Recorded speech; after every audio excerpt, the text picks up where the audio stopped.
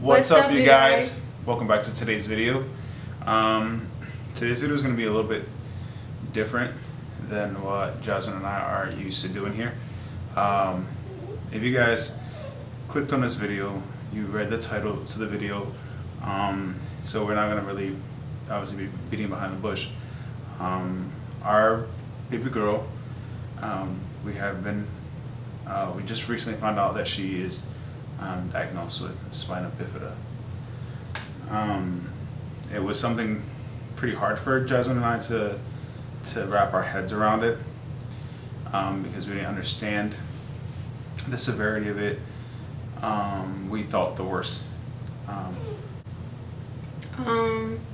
It started off when we had maybe 2 days before we had our 20 weeks when I was 20 weeks ultrasound to find out the gender. Did the blood testing of to see if the baby had a spina bifida.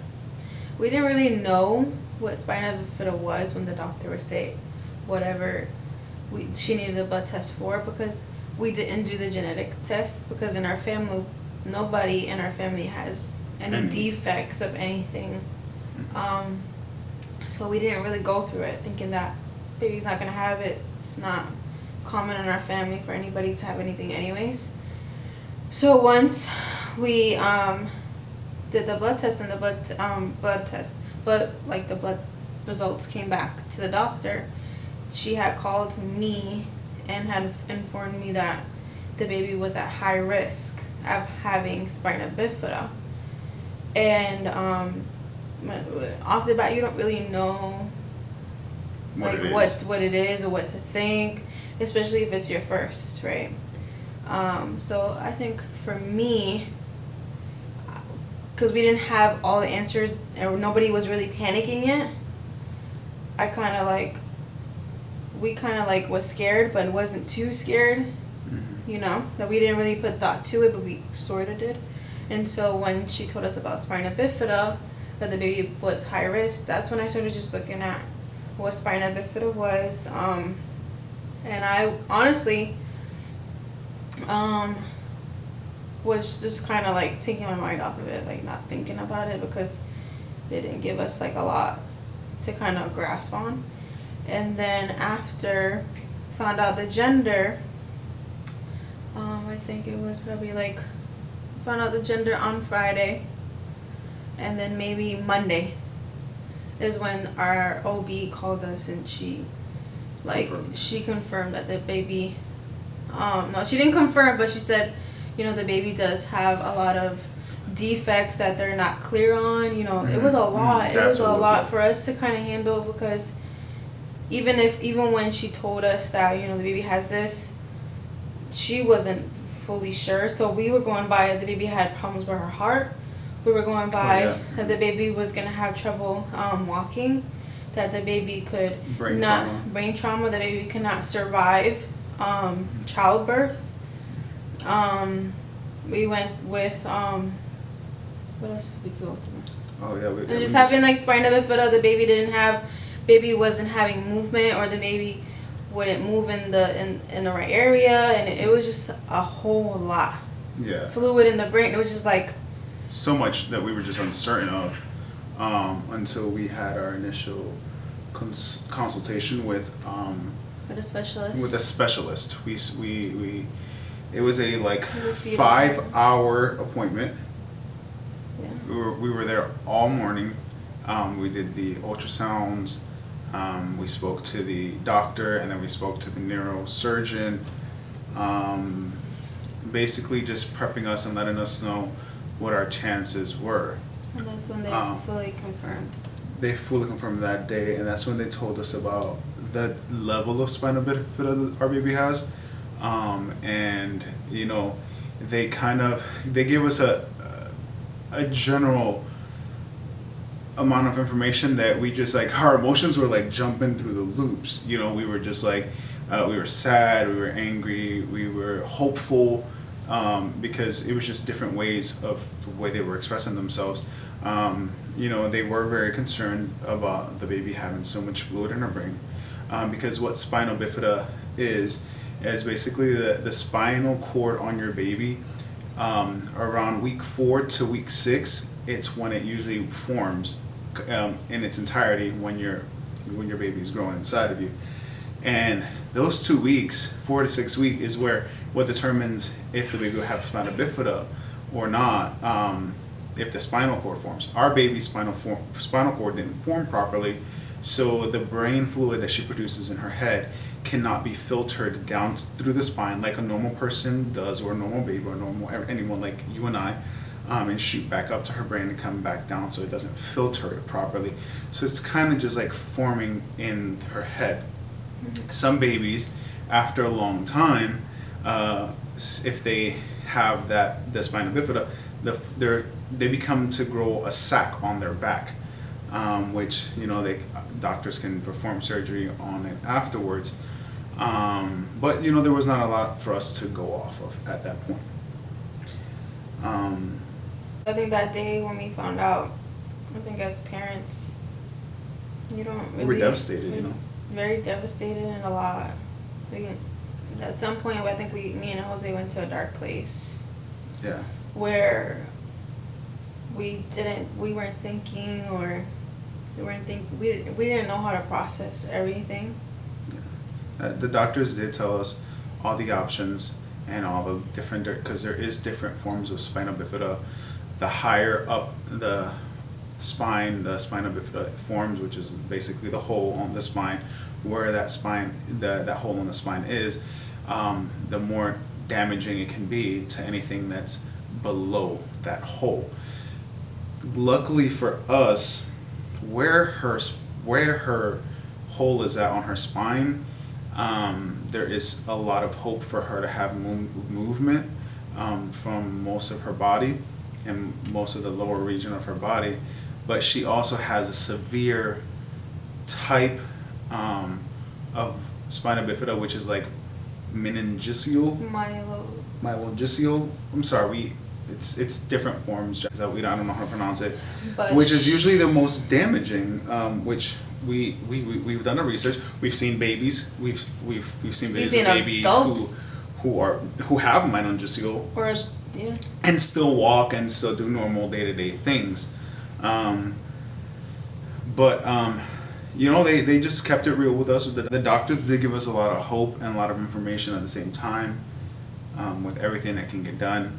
One of the things that Jasmine and I agreed on was that we would fight for this baby, however hard we could.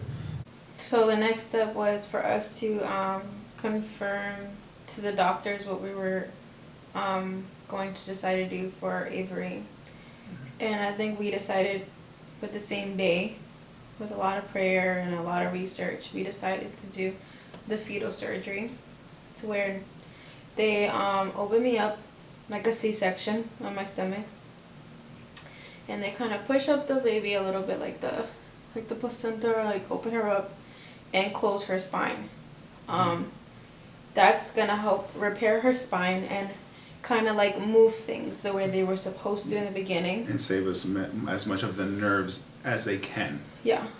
One of the, sorry to jump the gun, just retracting, I know that Jasmine did mention about the surgery, but they do give us a few different options when we're there. They let you know. Obviously, it's one of the last things that they tell you, but they do tell you to, if you want to terminate the pregnancy, which Jasmine and I agree that that's not something that we could do. It's just not something that we believe in. And no disrespect to anyone who believes that that they want to do that. We're not being disrespectful to anyone like that. We try not to be in any way, but this is what we believe in as a couple. We don't believe in terminating a pregnancy. So that's one of the options. They give you the option to do nothing at all. The second option is to do nothing while you're pregnant, and then they'll perform surgeries on the baby afterwards, which sometimes is a little bit worsening for the situation because you're holding on to it for too long. You don't know how much fluid the baby can. can handle at a certain point. You know, it can be very damaging. And the other option, obviously, which is what she and I agreed on, which was spinal surgery. Yeah. So for us to get, because you need approval to have this surgery, I had to get blood work. I had to get amniocentesis. It's when they put a really long needle to your stomach, to the placenta, and they take the amnio fluid from the baby sac to test it. And that was about like 3 tubes of it. Yeah. Of that liquid. I was in the room, so it was like it's like 3 tubes of it. Yeah. And then we did the MRI test, the screening, the echo, and then the echo.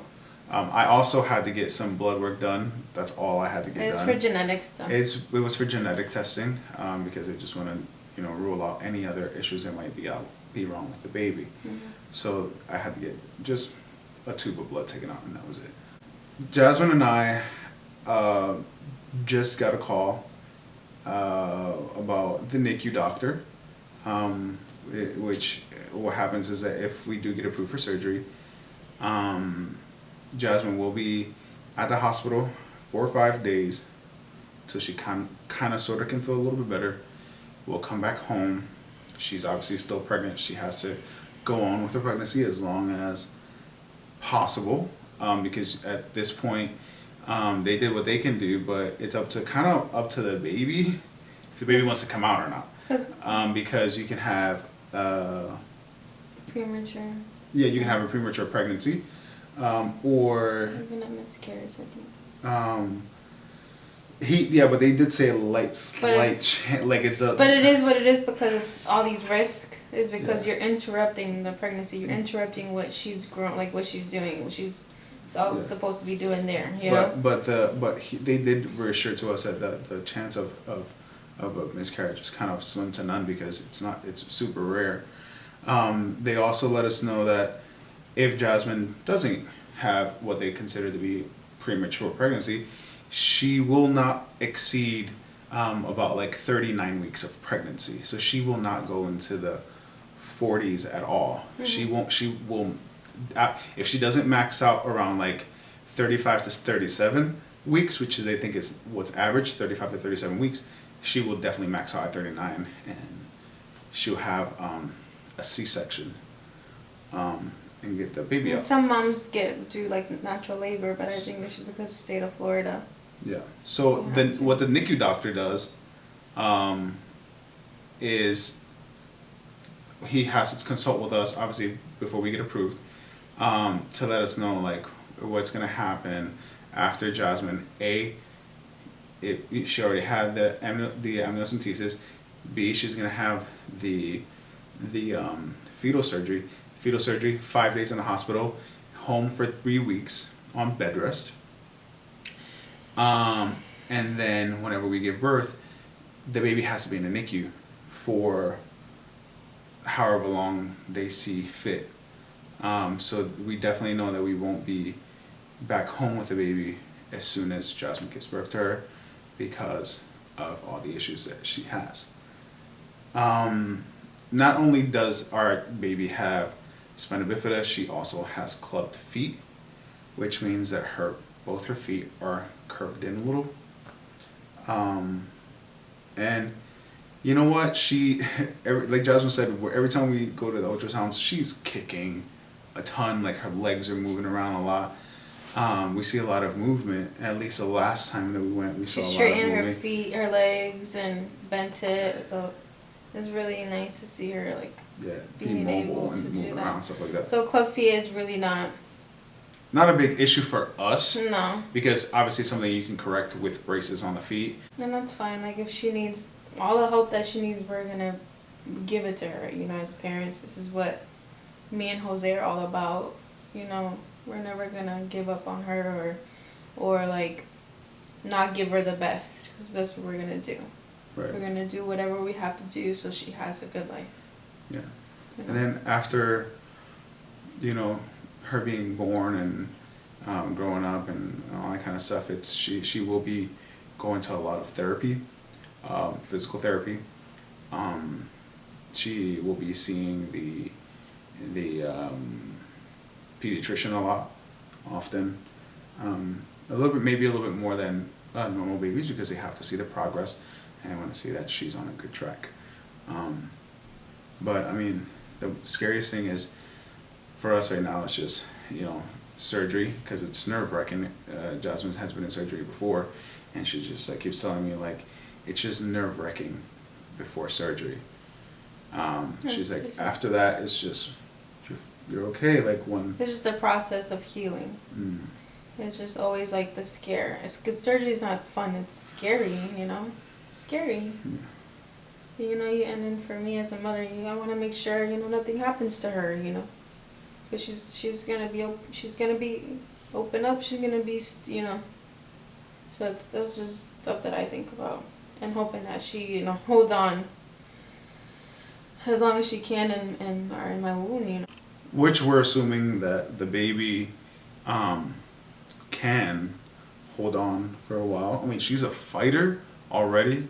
Oh my God. That's like what we feel every time that we see her in an ultrasound.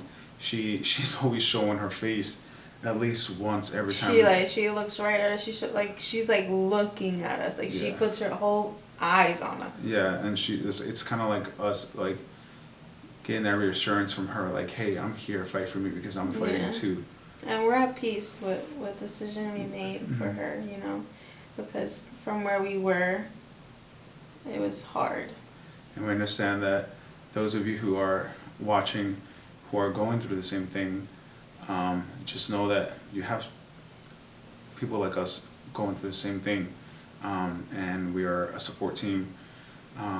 And if you guys ever have any questions or have any concerns, just don't be afraid to reach out to us. Jasmine and I will definitely absolutely try to answer any questions. Or if there's anything that we missed on this video and you guys maybe want to know a little bit more about it, we will definitely try to go into more detail. Help us learn about it, because we're still learning. Yeah, well, we're still learning too. So if you have some information maybe that we can give to us, like Jasmine said, definitely give it to us. So we'll officially know on Tuesday what's the plan, because we, time is ticking. I'm already 24 weeks, and the baby can't do. That's vital information. The baby can't have the fetal surgery past 25 weeks and 6 days. So you cannot be. You can't be 26 weeks and get fetal surgery. You have to do any time before the 26 weeks. So when we found out about like our 21st week. Oh yeah, I was 21 weeks. 21 weeks. It was, the doctor sat there and honestly told us, okay, you guys are perfectly fine for all of the other decisions you guys want to make. It doesn't matter how long you guys are. But he said, but if you want to get fetal surgery, you have to let me know within the next week, because we have to start doing the process, which the process is the amniocentesis, the blood work, because all this stuff takes long. The amniocentesis, they told us, takes 2 weeks. Yeah, the longest was the amniocentesis, and everything for the MRI and the echo was the day of. The day of, but that information that you need from the test from the amniocentesis, it takes 2 weeks to get that back. So he told the process is we have to get everything done in the matter of just a few weeks. So just to, Jasmine and I spoke, and we decided that same day.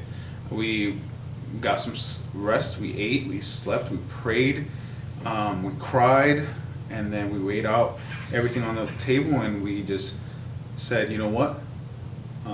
This is what we need to do to fight for our unborn baby girl. And this is what we're doing. So if you guys are out there and you're thinking about getting the neonatal surgery or the fetal surgery, what most people call it, you have to let your doctors know as soon as possible, because you have a time frame to get this surgery done. Pretty much the earlier the better. Jasmine and I were a little bit upset in the beginning that we didn't find out that the baby has spina bifida beforehand, because they could have told us earlier on. Once they detected anything, they could have told us to get more tests done quickly, so we can find out what was wrong with the baby. but they did not. However, they still got it. They still got the information to us in a time that was like, okay, very concerning to them. we can still get it done. You know. I feel her every day, all day. She's makes me growing. so excited She's to getting so have big. her. Like, I can't wait to have her. Yeah. I've never felt so in love with like anybody. Like I'm obsessed with Jose, but like when you have a child inside of you, you create like this insane connection and this insane bond that you can't describe. Well, guys, thank you so much for watching. We'll see you guys in the next video, and we appreciate that you guys go ahead and just give a thumbs up to show your support to us. We appreciate you guys so much for watching. Peace.